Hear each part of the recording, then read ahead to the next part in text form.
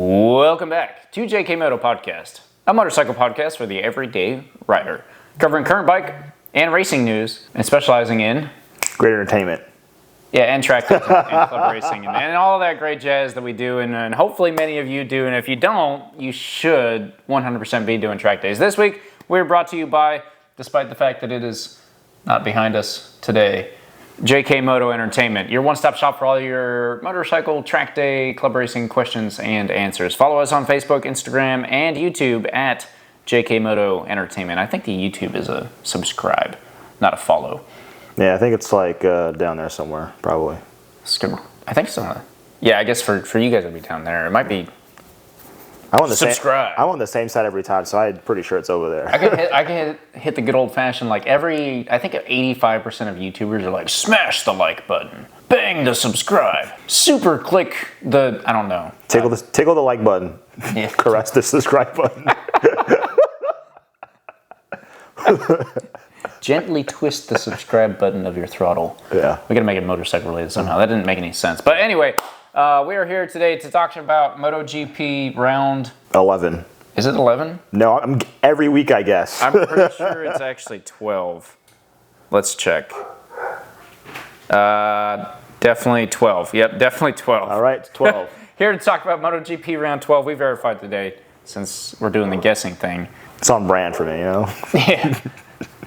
Anyway, we're gonna get into it here shortly. We'll run an intro. Before we do that, I do have to warn you that these podcasts do tend to be around an hour long. There is also, I do own a dog. You may hear him in the background. I'll apologize for that now. But anyway, around the hour and a half mark, maybe a little less, a little more. So if you don't want to sit in front of a computer screen and or have your phone in front of your face like this for that entire time, we completely understand. Please click the link down in the description. That will take you to our RSS feed where you can find every other platform that we might be on, to include Spotify, iHeartRadio, Apple Podcasts, Amazon Podcasts, Google Podcasts / YouTube Music, or just the good old YouTube. We do appreciate the views, but also completely understand if you want to listen on your commute to work or whatever else. And also, this will be the last podcast for a bit, as we're coming into the MotoGP summer break. So we might bring a few guests on. You can look forward to that in the future. Can't promise too much, but maybe a couple episodes or whatnot during this. What do we have, about a 5-week break, I think? I thought it was only 3 weeks. 5 weeks? We don't pick back up till August. I guess I forget what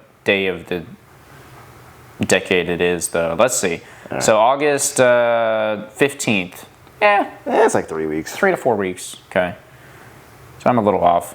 Anyway, so it'll be about 3 weeks. So we'll try and sneak in a guest appearance during that time. I don't know why I clicked out of. Yeah, don't scare me like that. 5 weeks? I'm not sure if I can. I don't think I can make it 5 weeks. MotoGP won't be back for 17 years. Yeah, at that rate, just call the season over at that point. It's a brand new season after 5 weeks. That's true. I 100% agree. But anyway, yeah, we can promise you today we will talk about Marc Marquez. We will talk about Jorge Martin, and we will 100% probably at some point talk about the 2027 rule change, as we do every episode, because it's the big thing looming around the corner, and I was reinvigorated about it last night while I was I don't know how many episodes in a row like we've gone without mentioning the 27 rule change, and if we could possibly go without it. I don't know. That's why I just brought it up now. I was like, you know what, we need to just bring this up now. That way we just clear the air. We're going to talk about it. It's going to be talked about. Anyway, stick around after the intro for MotoGP. My first track day, I got the pictures back, and I was like, I'm never doing that again.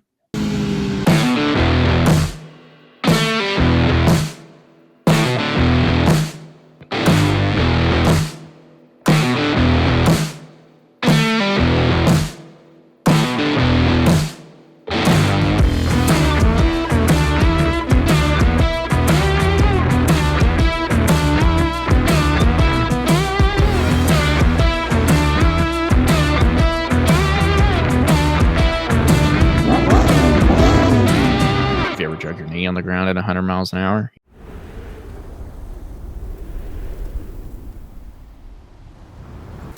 And we are back.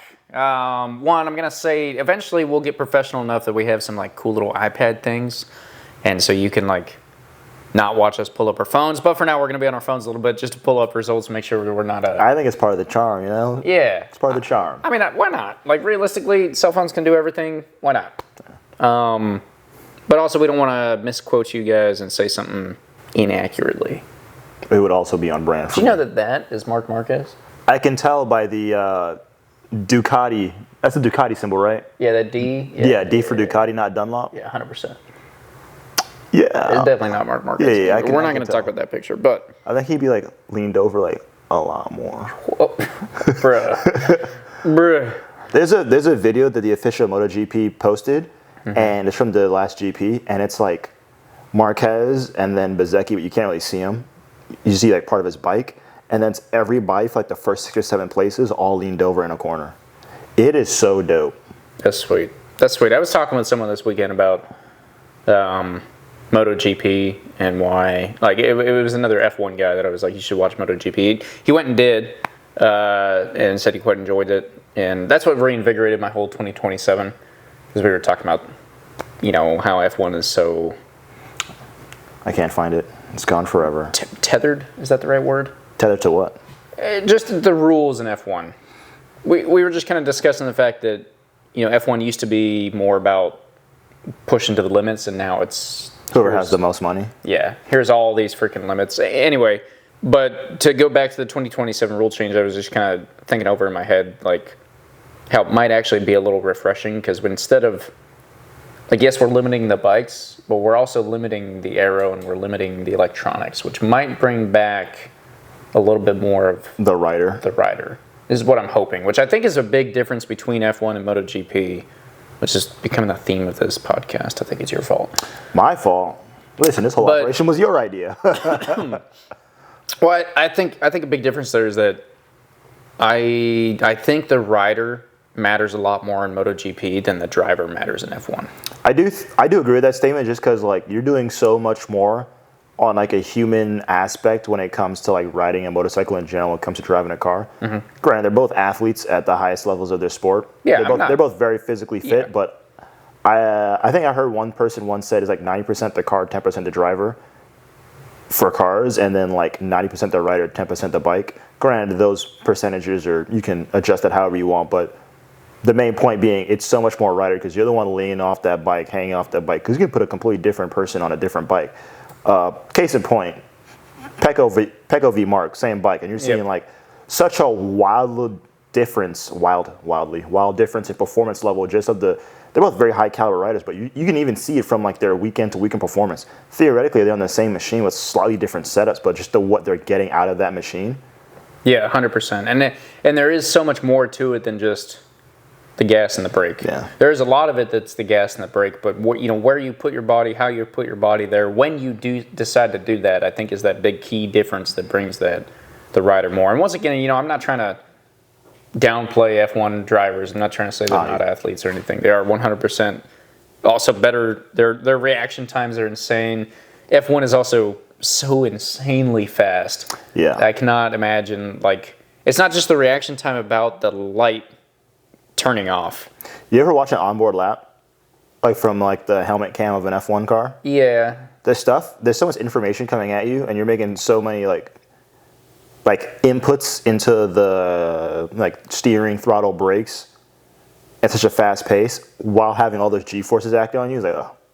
Well, I don't think I'm pretty sure once you get to that level, you're running on muscle memory more than anything. Yeah. Like those guys have those tracks memorized. Most F1 drivers that are good can do the track with their eyes closed. Yeah. There's a video, I'll show it to you after the podcast, but there's a guy in F1. He used to be in F2 where he's coming. It was Monaco. They're in the tunnel. You can't see anything. Mm-hmm. And it's like sweeping right-hand corner. And somebody's like car, like it died or something was wrong with it. So just in the middle of the track. And they're at speed. It's a sweeping right-hand corner. Sees it, twitch reaction, goes around it. Like there's no way you could have seen it. You'll see the video. It's nuts. That's insane. I mean, that reminds me though of, I think I've talked about it on here before, but they did it with multiple riders, but Marc Marquez was able to tell every track based off the sound of the bike. Right? They just gave him, hey, here's your bike at a racetrack. What track is it? And he was like, Mugello, Coda. Oh, that one's definitely Australia. It was just, dude, rapid fire. Holy cow! It is insane the level those people operate at.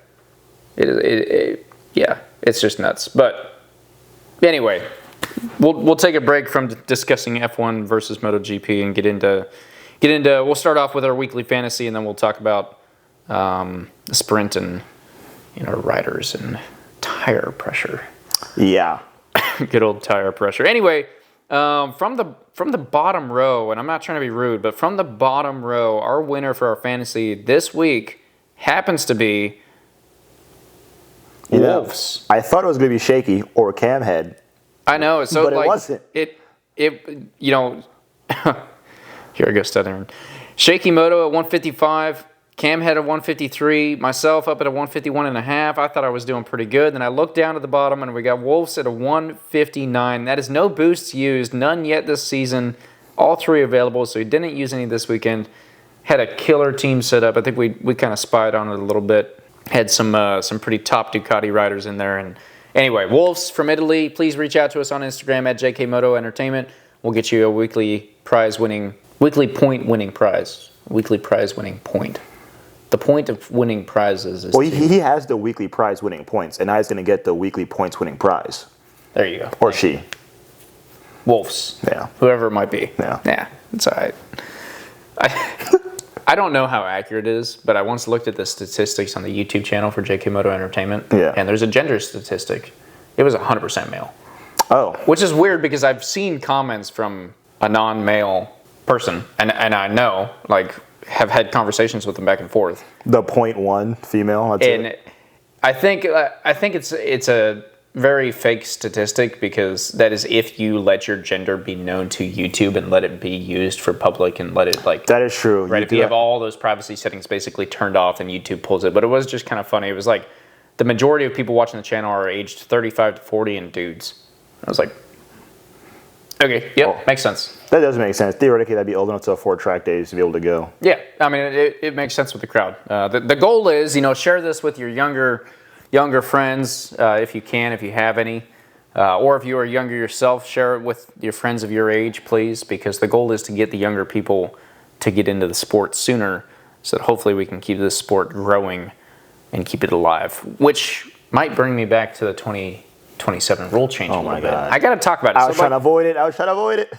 I got to talk about it because I do think it will be a great thing for MotoGP. Honestly, I'm anxious and excited to see MotoGP in 2027 because I think it will level the playing field quite a bit. One, everyone's going to design a new bike. Two, everyone's going to have similar rules with Aero, so there may or may not be. I still honestly expect Ducati to come out the gate with... So I understand they're changing the rules in Aero, but they completely getting rid of it, or they're changing how much they're allowed to have? They're changing how big it can be, essentially. Because it's pretty massive right now.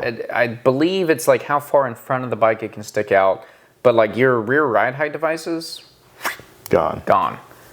So it's going to change the game a lot. I think I'm ready for it and excited about it because like we already said, I think it's going to bring it back more to the rider and less to the bike. And more to the rider's ability to ride rather than the rider's ability to properly use all the electronics. Because if you think about it, a MotoGP rider, you look at their freaking dashboard and their controls. They're playing a mini game at hundreds of miles an hour. Yeah, on a motorcycle. And it's cool. It's cool we've gotten that far, but I'm kind of excited to almost take a step back. What I'm not excited about is the fact that we're going down to 850s. The thing we've talked about a lot. Our leader bike's going to disappear as we know it. And in the conversation I had last night, it was a debate that my big fear is I look way into my future when I'm, say, 50 to 70 years old, and I want to just, I'm retired, I want to sit down on the weekend and watch motorsport, period. I don't know if it's going to be there. And it scares me because most people I talk to when I talk about buying a bike... When you say that, you mean motorsport as a whole? Yes. Or leader bikes? Well, leader bikes will be long gone. They will always be motorsports. Maybe. Here's my reasoning, and I think this is worth discussing. We're talking 30, 40 years in the future, right? We hit a peak right now. We have hit the peak of motorsport right now. We are living in it, and it is about to go back down. Why do you say that? That is literally what's happening. We have said in both F1 and MotoGP, you're too fast. We got to slow you down. That means, you look at motorsport, it's always been about speed. And land speed records, that'll continue, whatever. We'll still take people out to the salt flats. But the whole point of this MotoGP downshift is to lower the speed on the straights for safety reasons. Got it. I don't think that'll be the end of it. Like, you look at NASCAR. NASCAR had been running restrictor plates and things to reduce their speeds for years now to make it more safe. And I think NASCAR is still the biggest motorsport in the United States. Like, they're making money. Sure. Outside the United States, also, probably not as much. Also like, yeah. But they're making money. Yeah. I don't know if they're like declining or what, but I do know that like comparing NASCAR at least down south. Comparing NASCAR to F1 is like trying to compare American football to rugby. Yeah, it's very different. Like rugby. I only bring it up in so much as like they've restricted the speeds and people who enjoy it still go out and watch it because they can still go drink a ton of beer. Okay, that's part of the culture. That's what I'm saying. This is America. NASCAR will live on, sure, because you're going to go drink beer. But I almost guarantee the day that NASCAR is like, yeah, hey, we can't do this gasoline thing anymore because emissions finally got us. Which maybe NASCAR is the only reason American emissions aren't near as bad as European. I don't know. Yeah. But I bring this up because I think that I fear, I don't think necessarily yet, but I fear that the drive for speed, the drive for that massive adrenaline, the drive for that danger is leaving. We're hitting a spot as a society, as humanity, where we don't have that anymore in most people. I disagree with that. I still think that people who want to race will race, and even the 850s top that at speed, they're still going to be going well over 100 miles an hour. Sure, but in late 1990 to or mid-2000s, every dude that was age 16 to 25 wanted a leader bike. That demographic still wants a leader bike. That demographic today still wants a leader bike. They want an R7. They want an R9. They want a triple. They want something that's smooth. They want something that's easy to ride. They want something that has ABS and traction control and will take care of them so they won't wreck. They want to be safe. They've been told their whole life that motorcycles will kill you. It's not worth it. And it's not just their whole life. Their parents were told it and their parents were told it. We're generations deep now in this whole, no, don't chase speed. Just like riding motorcycles is fun, but be safe about it. I do agree that those bikes are selling really well, but I still see tons of leader bikes on the street for relatively newer riders today. And I know that you see it too. You've seen the bikes at work. Yeah. Have you looked closely at the bikes at work and counted the amount of leader bikes compared to not? I have not counted the leader bikes compared to not, but I have seen the leader bikes out there. Next time you're walking through that parking lot, take a look. Okay. Look at how many Ninja 650s you see compared to the couple of, there's an RSV4, there's a ZX10, and there's an S1000. Because I've seen a couple Ducatis. I see a lot of Zs. I see Ninja 600s effectively, like the ZX6R. I've seen a 14 or a 12. Yeah, there's a couple out there, but if you actually compare it, your eyes are drawn to them because to you that's iconic, that's awesome, that's amazing, that's what you want, that's what you wish you had. Because I've changed you. I'm gonna get a leader bike now just to change the numbers. I shall do what I must. Please. The point is, I'm gonna take one for the team. We're gonna go back to a way long episode where we talked about the fact that leader bikes are beginner bikes, and it's all about your ability to control the throttle and not how much power that throttle puts down. Buy yourself a leader bike to keep it alive, please. The world needs to know that they're still wanted. Well, I mean, just think about like the R1, the YZF R1 has been iconic and has been a staple in Yamaha's lineup for decades. And it is gone. It's not gone. They just discontinued in Europe. They still sell it stateside. Are you telling me they don't sell it stateside anymore too? I thought they only discontinued it for Europe for emission. I thought they still sold it here. They have discontinued to a race-only version. Just like the R6? That doesn't fit my narrative. Damn, I gotta do some research. That's unfortunate. They're gone. It's over. Yeah, but you can still get a ZX. In the next 15 years. You think the rest of them will follow suit? I'm going to say it right here, right now. In 15 years from now, we're going to pull this up and we'll talk about it. 15 years from now, there will not be more than 2 manufacturers still producing a 1000cc super sport motorcycle. So I have to get my, asymmetrical headlight S1K now, that's what I'm hearing. Yes, 100%. Because they do look sick. They do look good, and they're going to go away. Anyway, enough of that. The 2027 rule change is around the corner. I do think it'll be good for MotoGP. It just scares me that the world as we know it, motorsport as we know it, is slowly dying. That is the point of this podcast, though. That's the point of this YouTube channel. The point of everything is that you... I don't think it's dying. I just think it'll be different. Can race motorcycles for the low cost of whatever tires you decide to buy.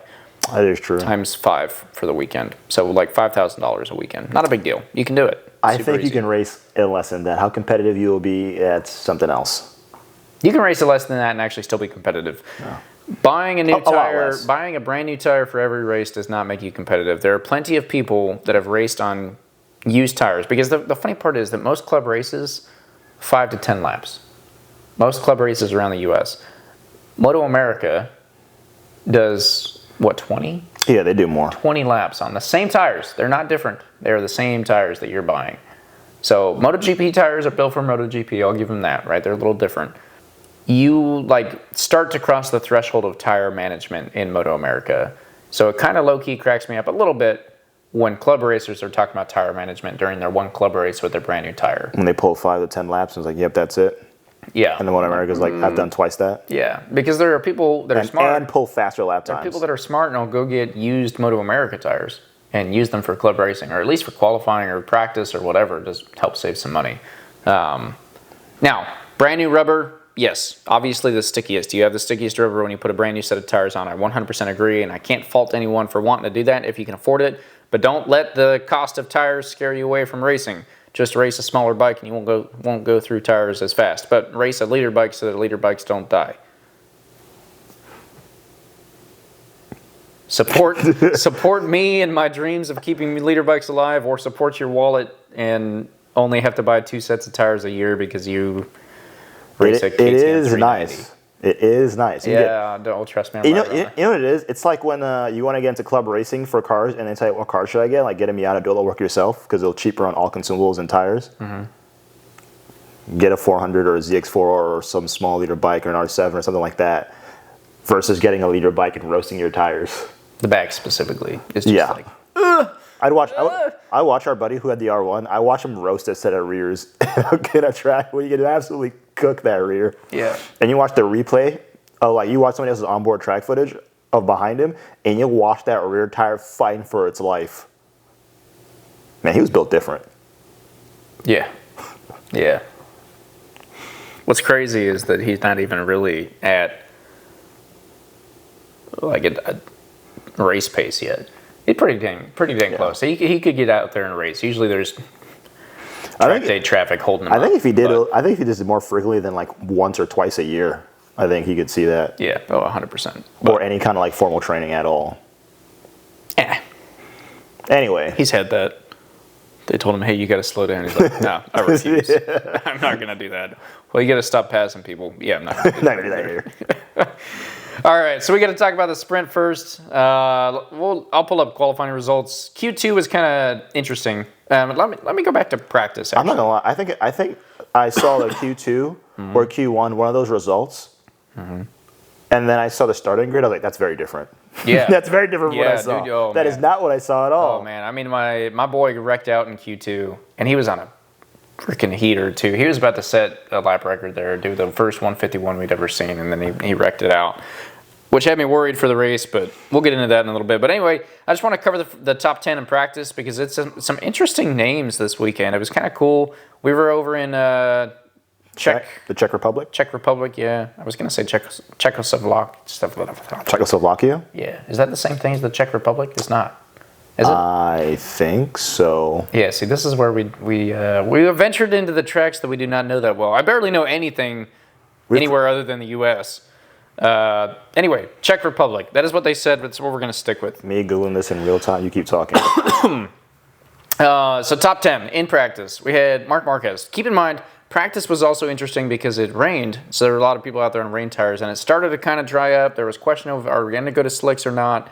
No one ended up going to slicks. If you look at it, like if you looked at the track and you looked at the tires and you looked at the motorcycles, they were still spitting up rain everywhere. What do we got? It was Czechoslovakia back in the 90s. Now became two separate. Oh, one of them is the Czech Republic. The other is Slovakia. Okay, so we're not in Slovakia. We're in the Republic of Czechoslovakia.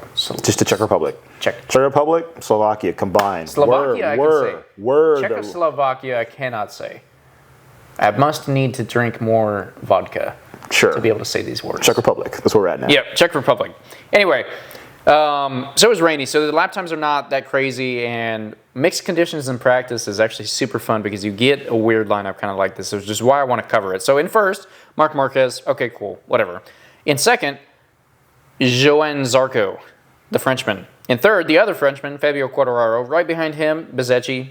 Been a pretty top 5 showpiece in the last few weeks and starting to come through. Right behind him, the long-awaited return of the Martinator, Jorge himself, is back in 5th in practice, which is phenomenal. I'm just happy to see him finish a weekend. Right? Get some seat time under him. Realistically, I was going to be happy if Jorge Martin was ever in the top 10 at all in the weekend. Because purely the small amount of time he's had on that bike. Yeah, and then that was months ago. The bike is capable. Yeah. We're watching Bezzecchi do it. Jorge Martin has the talent, but it has taken Bezzecchi until, I'd say, about two weekends ago, round 9, to get there. And that's with all the practices. Jorge Martin didn't even get the practices or the tests. I'd say Bezzecchi found it a little earlier than that because that Silverstone win was earlier than that. But Silverstone's fake. It never happened. Silverstone didn't happen. Anyway, right behind Jorge Martin, we had Jack Miller and then Joan Mir in 7th. So Joan Mir made it straight to Q2, and we'll talk about that a little bit later. My heart goes out to him, man. Bastianini in 8th, Alex Marquez in 9th, and Pedro Acosta down in 10th. So we got 2 KTMs who figured it out in the top 10. We've got 2 Hondas, a factory and a non. We got 2 Aprilias, and we have 2 Yamahas, and we have 2 Ducatis. And one of those Ducatis is a factory Ducati, and one of them is not. So we literally have 2 of every manufacturer on the grid in the top 10 coming out of practice, which means that they're guaranteed to be in the top 12 on the grid. So kind of sweet. Moving forward to Q2, Pecco made it into Q2, and then also Ralph Fernandez made it into Q2. So we gained another Ducati and gained another Aprilia, which is not bad. In Q2, we saw some interesting stuff. Namely, Marc Marquez wrecking out, right, which is not what anyone expected. Like I said, he was out there on a heater doing some great things, lost the front, tucked it, slammed over into the air fence. But our grid is looking like a Pecco, Marc, Fabio for the 1, 2, 3.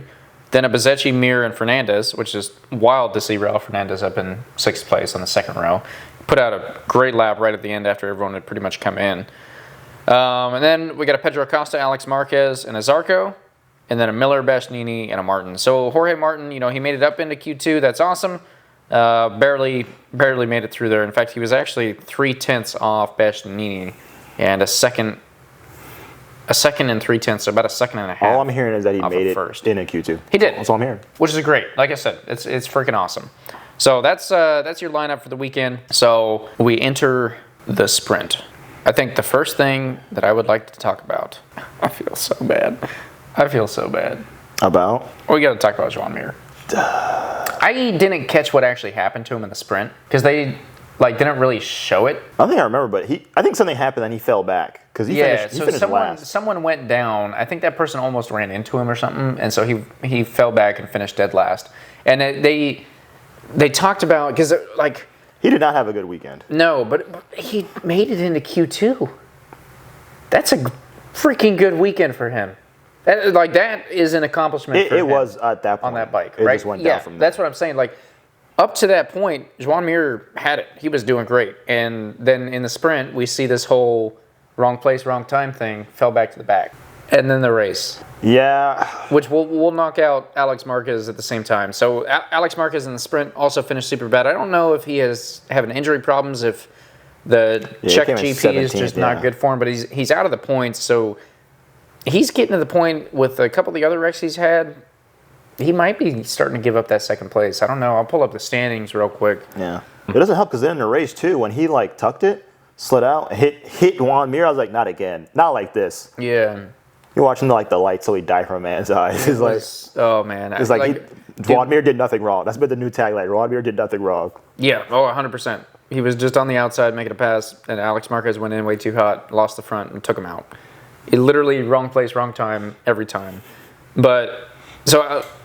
just to put the standings out, I'll go ahead and list the points. Marc Marquez is sitting up at 381. Yeah. Which is insane. It's almost 100 points between him and the next person. He has come in this year and just been setting records after records after records. So the sprint is relatively new. And there's a possibility when this guy retires that no one ever beats his sprint record because he's just I'm going to win every sprint this year. There's going to be no questions about it besides one. Oh no. Yeah, but Sorry. the most in a row. Actually, has it been every single one? I thought he did one P2 when Alex did a P1. I don't think it's been every sprint in a row. But he does have the most in a row right now. Yes. He also has more points from his sprint wins alone this year than I think. I don't know. It was some crazy statistic. Gotta break down the statistics some more. Yeah, like the number of points he's gotten from sprint finishes alone was higher than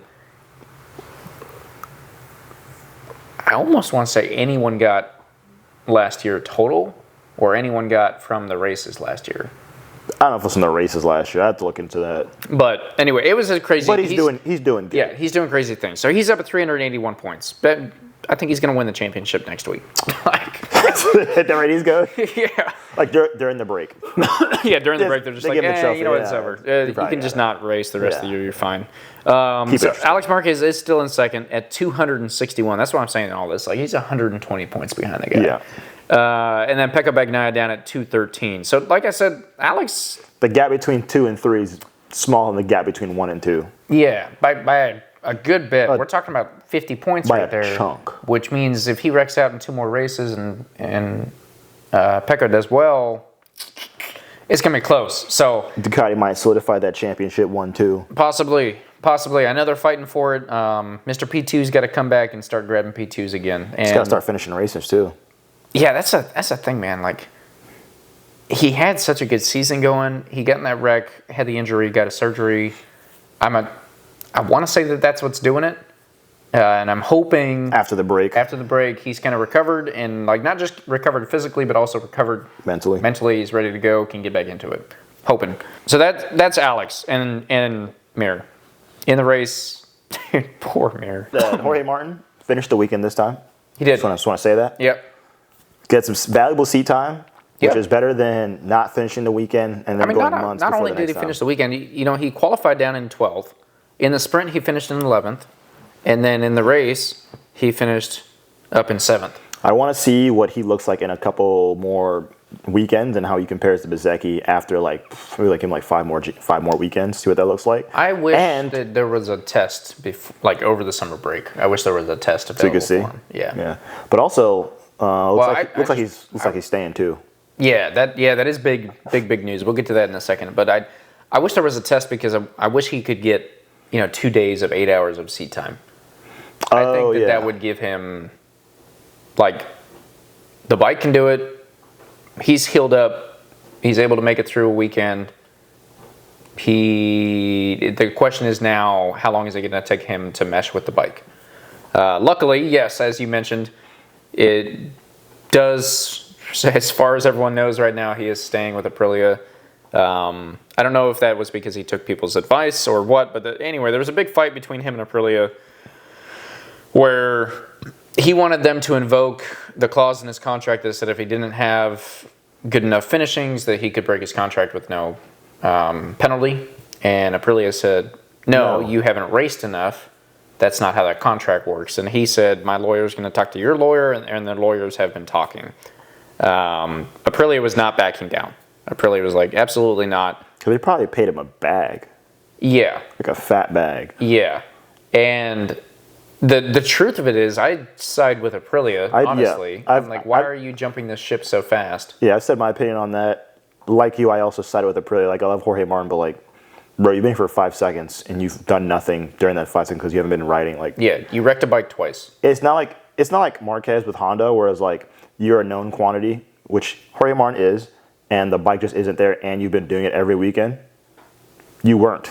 You were injured for the most of the season. Yeah, well, and the other thing, too, is this is round 12, right? And this is his first actual round finish of the season. Weekend. Yep.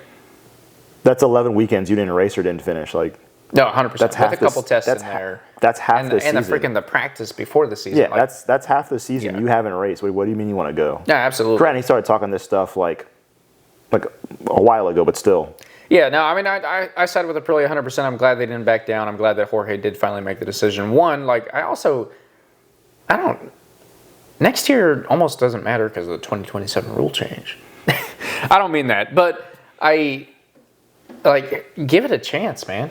Yeah. Come back. You're not going to do anything this season anyway. Yeah. If you jump ship and just go to, like, use the rest of this season to figure out the freaking bike, to help Aprilia out, get you guys a good package, and next year you could be a contender for the championship again. Yeah, 100%. It could be one of those rebuilding years.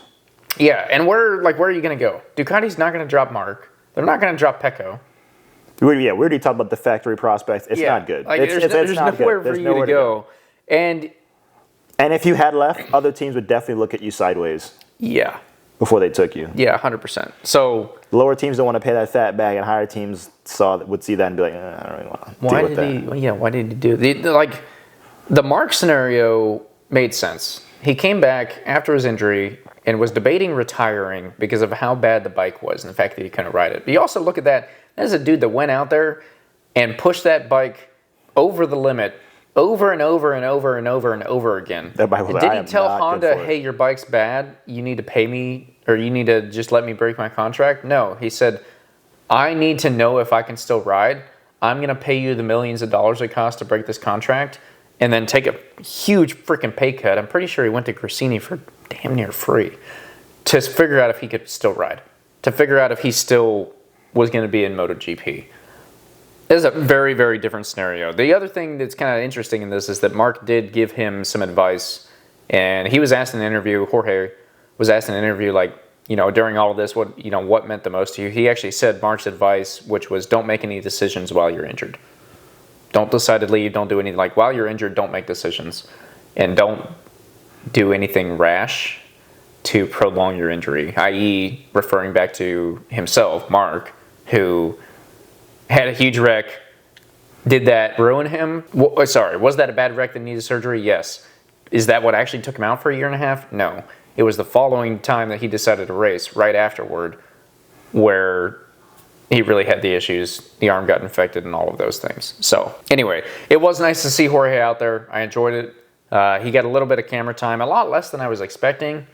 They panned to him for a little bit, and I was like, I think it's because there was so much going on at other places in the track, and then at least during the race, he was eating into a gap, a decently sized gap. So it was no battles. He was in front of it.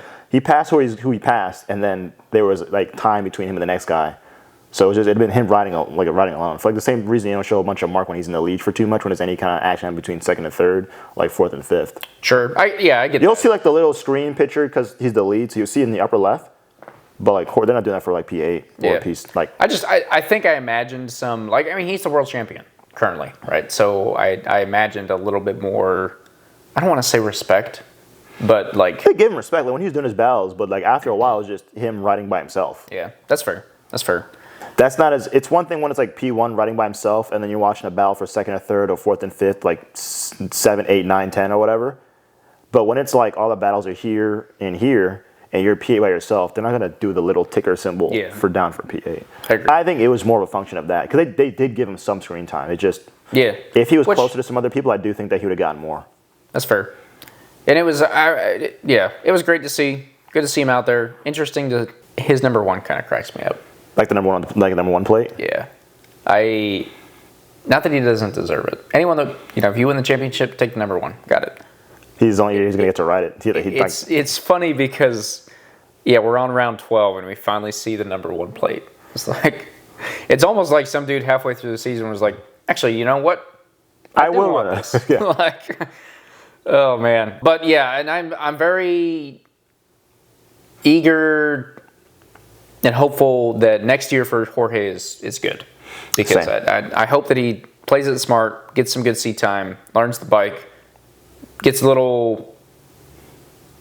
I'm hoping at the end of the season he's competitive. Yeah. And so we go into next year, he's able to do all the testing. If Bezzecchi can be competitive, I 100% believe that Martin with enough time on the bike can also be competitive. Yeah, it's both of their first years on the bike. It's just a little rough that he took half the year off. The first half of the year off. Yeah. And it's not that he took it off. I'm not trying to downplay the injury. Everybody gets it. Anyway, that's Jorge. Bezzecchi got P4 in the sprint. Yep. And P2 in the race. P2 in the race, yeah. So Bezzecchi, man, great weekend from him. That was great. He's really getting the points up for Aprilia. He's doing pretty good. Yeah, I think the race specifically, man, there was a good battle coming between him and Bastianini. Yeah.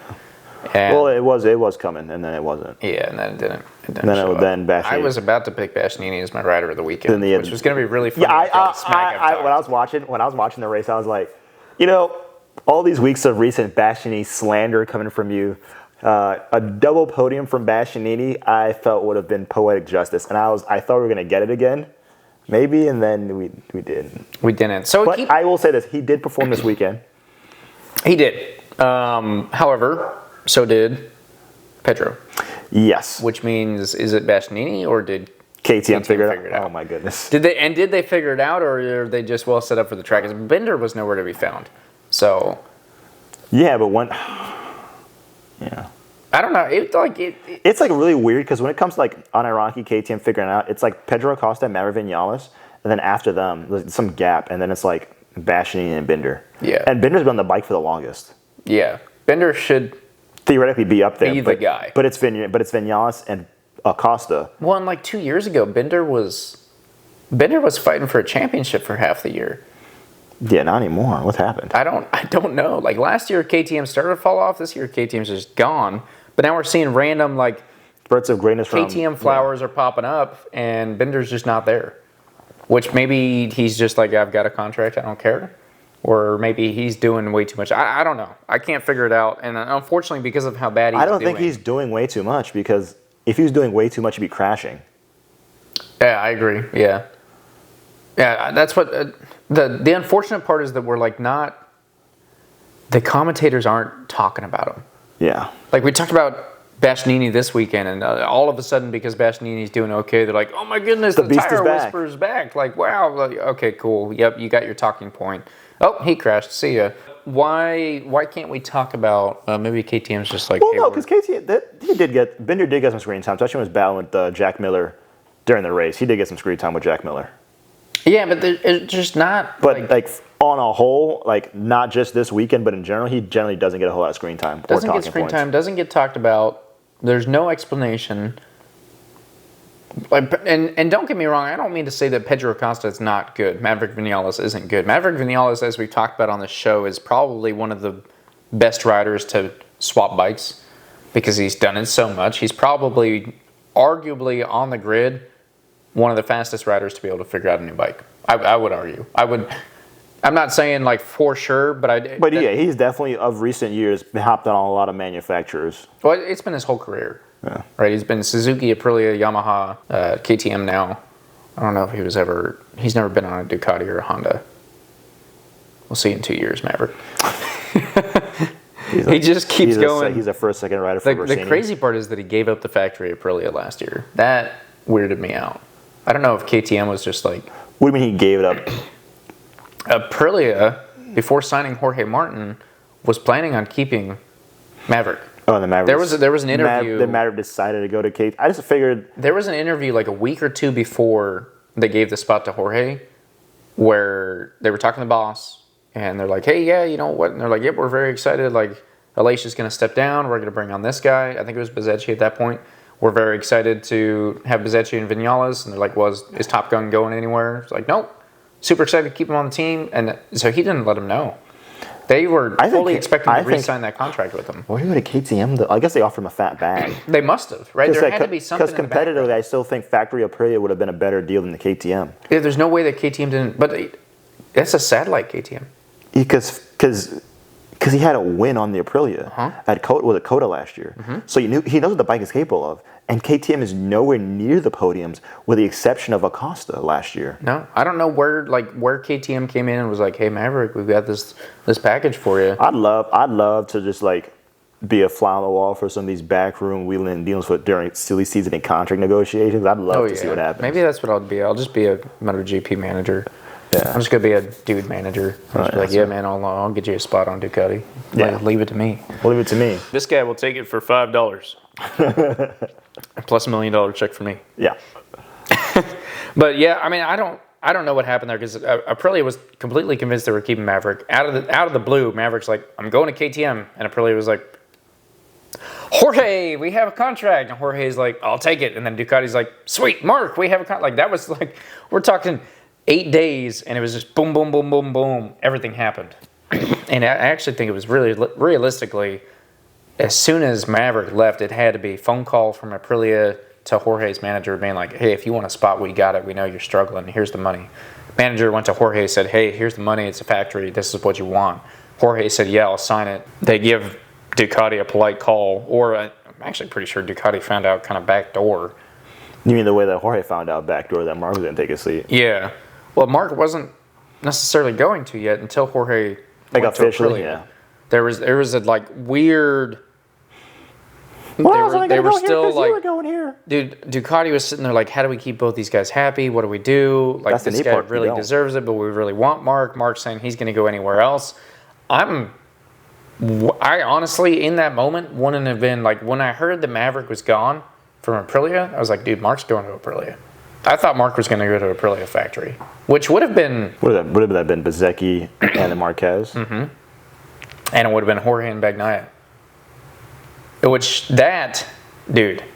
This 2025 season could look so very different or not at all. But... That's the crazy thing about it with those lineups. Look at the fact that Marc and Pecco... Especially if Jorge didn't get injured. Yeah. Look at the fact that Marc and Pecco are on the same bike, and Marc is gapping everyone. Think about Marc on an Aprilia. Dude, like watching him work, like knowing he's so good and then watching it happen every week, like during the sprint when I guess... Both Ducatis. What goes into picking your tire pressure? Because the fact that both Ducatis in the same race had the same problem. Yeah, so I actually the commentators let us in on some sweet things. So they said 1.8 bar, quote me if I'm wrong. It's like 26 Fix me pounds. if I'm wrong. I was like, conversion like 26 PSI. Your front tire pressure has to be greater than 1.8 bar for at least 30% of the race. Yeah. So Ducati has a warning on their screen for that, which they also made it sound like it's only Ducati or like the factory Ducati team that not every team has that, which is why I'm wondering earlier in the year Maverick pulled a second and then didn't. Right? He got a podium finish and then didn't because of the tire pressure. I wonder if he doesn't have that warning. Because we saw Marc do a similar thing, I think, last year. Yeah, with DG? Yeah. Yeah. And he wasn't on a factory bike last year. No, so yeah, maybe it's all Ducatis. I don't know, but I mean, what we saw was Pecco out of nowhere gives up a few spots, and commentators can't when he figure did it it, out. he lost like several spots. Yeah, he Just meant because to the give group up. was so tight. Meant to give up one and then get swallowed. They're like, oh, don't mind if I do. Which, keep in mind, I don't think Pecco's ever made that move before. Right, Marc, to his credit, has had to do that multiple times. As far as going into picking tire pressure, you're looking at track temperature, you're looking at your tire compound, you're looking at your tire specs from the weekend before. You got to remember we had a couple rain sessions this weekend, which means we have less data to pull from. And that Sunday was the hottest day. I'd be curious what Saturday. that post-sprint race debrief looked like. Yeah. For both riders to have done that, because Marc did it too. And there's a joke that says the first time Marc's seen a KTM all 2025. When he turns around and like does a double take and sees, oh, is that Pedro? Is that a KTM? I think my favorite, it's easy for me to say because I'm a Marc fan, but my favorite part was the fact that, like, one, they made the comment he could have walked through that section faster than he rode. Yeah. I was like, that's good. And then two, we all knew exactly what was going to happen here. Yeah, and that's what I was really trying to make is like watching Marc gap people and like the fact that he had a tire pressure issue, let Acosta go, stayed on his rear tire the entire time, and then he's like, all right, if I pass him now, it won't be a tire, and then he passed him. Just like, all right, and now I'm just going to come scooch up in here real quick. And then that was the last thing we saw, and then he installed that gap. Hey, I've been trying to reach you. Yeah. Car's extended warranty. Yeah. Also, let me install another 1.5 seconds and 2 laps. Yeah. Like, bruh. If you had any doubts about where his skill level was, there you go. Yeah. I'll let you pass me because I have a thing going on technically right now. Just keep my 4-second lead going into keep my space warm for me. I'll have it back in a few laps. Just keep it warm for me. Don't worry, I'm not going anywhere. Yeah. And then he passed him and was like, all right, thank you for the hard work you've done to keep my spot warm for me.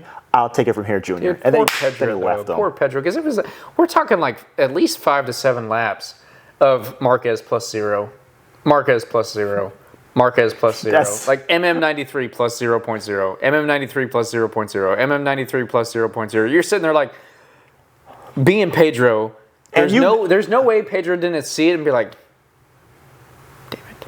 And if you see like the race footage or like have any knowledge about the results from the past few weekends, you'll know that Mark will be behind you. And then when he wants to pass you, he'll leave That's you. what I'm saying. And just knowing it's like +0. There's no plus way 0. that Pedro didn't, at the beginning of the pass, there's no way Pedro didn't see it and say, this is Mark. He has a tire issue. He's giving me the spot. He's going to be right behind me. And then, sure enough, every time you come around, you get when you see Mark hit the...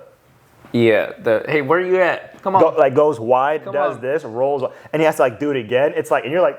Dude, he had time. Yeah. He came in, he looks behind him, he's like... I think he almost did one of the like... like, come on, dude. Let's go.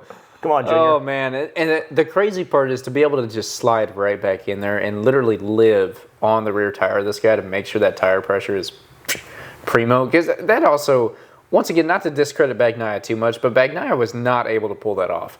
There was also a bigger group there. I'll give him that. It's a lot different. The issue scenario. is like when it was more than just one person went through. Like a train went through, it was like, great, now I've got to battle back through. Yeah. Whereas when Mark did it, it was just like, no, it's just me and this guy. Yeah. Just me and Pedro, that's it.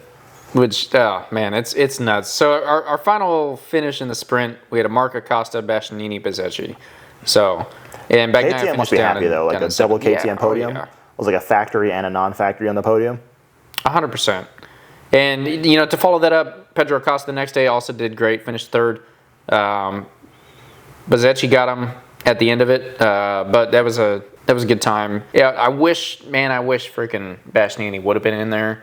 They kept talking about the tire whisperer, and I really want him to be up there. I wanted the double KTM podium, to be honest. I'm not gonna say that I was sitting here being like, oh, there's no way Bastianini's gonna do it.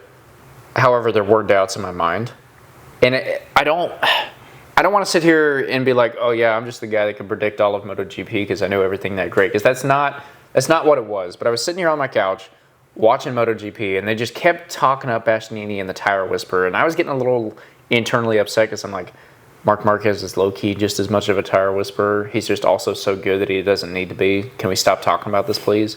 But it was when they said, we know how great Bastianini is at whispering with tires. What is he going to do from this position this early on? I'm like... Nothing. Look at where he's been all season. He hasn't whispered any tires all season. He was a tire whisperer on a Ducati, yes. Yes. I will give him that skill. It was awesome. It was amazing. He was getting his old magic back. But I don't think I'd peg him as a tire whisperer on this KTM. He does not have the KTM figured out yet. And is that his fault? Maybe not. He's figuring it out. To be fair, he's almost as figuring it out as Brad Binder, though. Yeah, that's going back to that. Yeah, I don't understand Brad Binder this year. And hopefully we get Vinales back after the break also. I think after the break, we'll see. We'll have Jorge back. We should have Vinales back. Hopefully Alex is a little stiffened up. And as the break usually does, I'm hoping that everyone kind of gets a little more competitive when we see. I think Mark is still going to run away with almost everything, but I think behind Mark we're going to have some really good 2 through 6. I'm curious to see. I know DG crashed during the weekend, but I'm curious to see if DG comes and gets that third, or what Bezzecchi does. I look at the standings again, but if I would DG or Bezzecchi started fighting Bagnaia for that third, I would, yeah. And then even if that second, depending on Alex's performances, if he doesn't lock in. Even if he still has that second. Yeah. Oh, I would love to see DG come up. DG, yeah. So at this point, Mark can just miss weekends. Rough weekend for DG. Crashed out of the sprint and got 0 points in the race.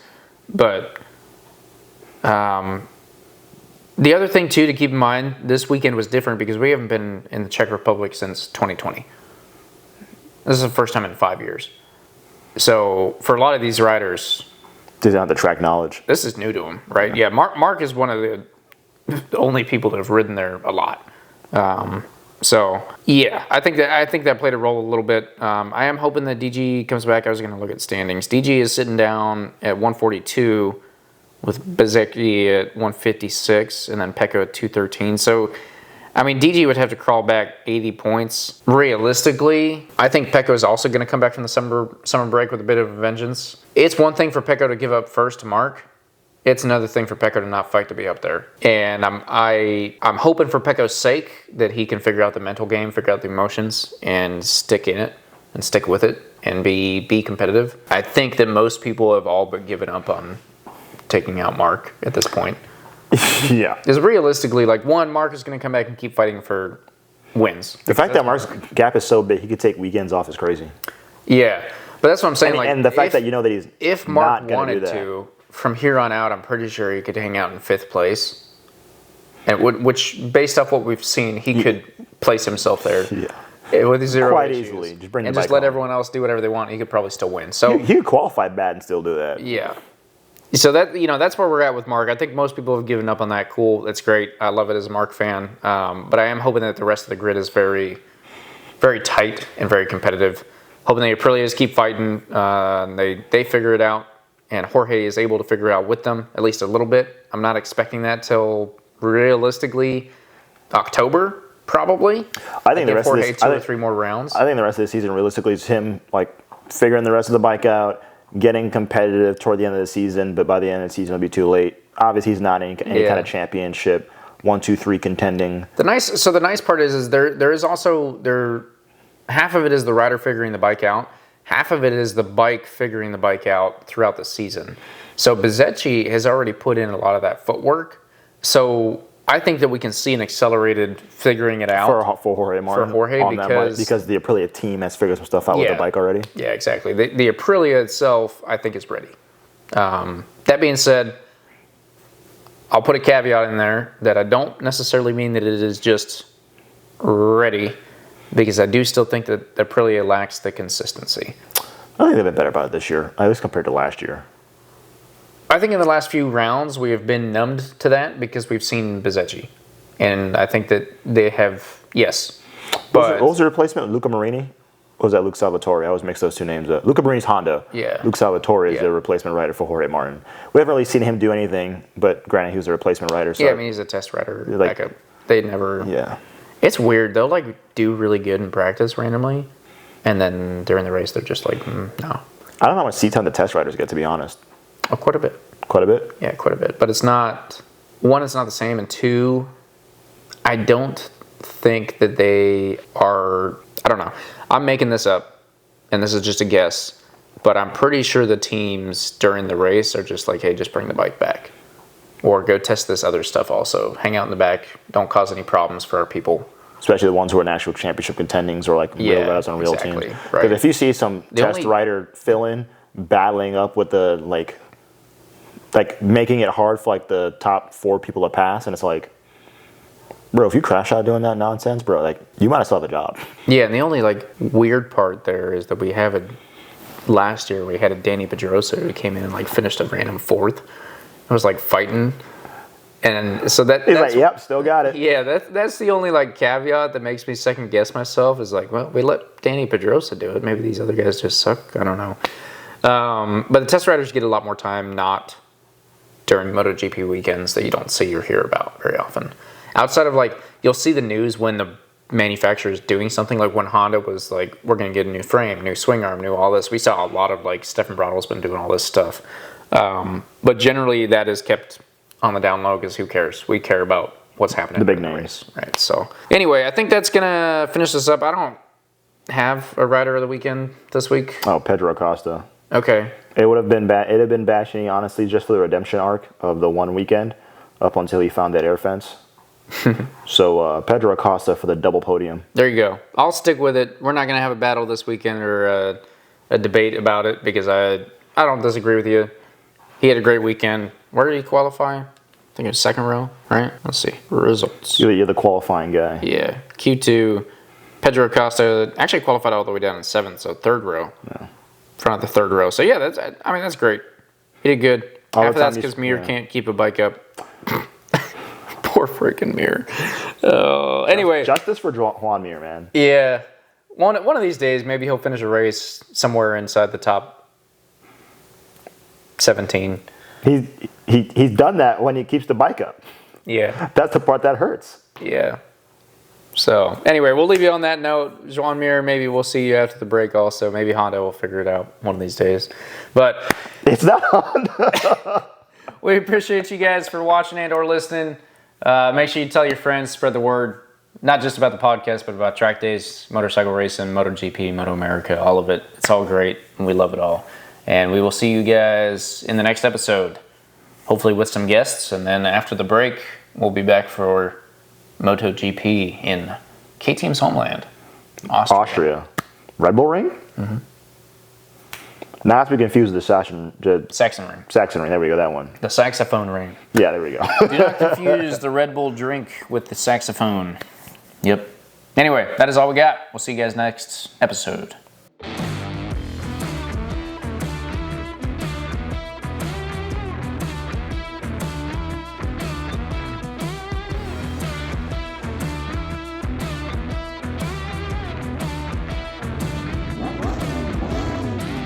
Have you ever drug your knee on the ground at 100 miles an hour?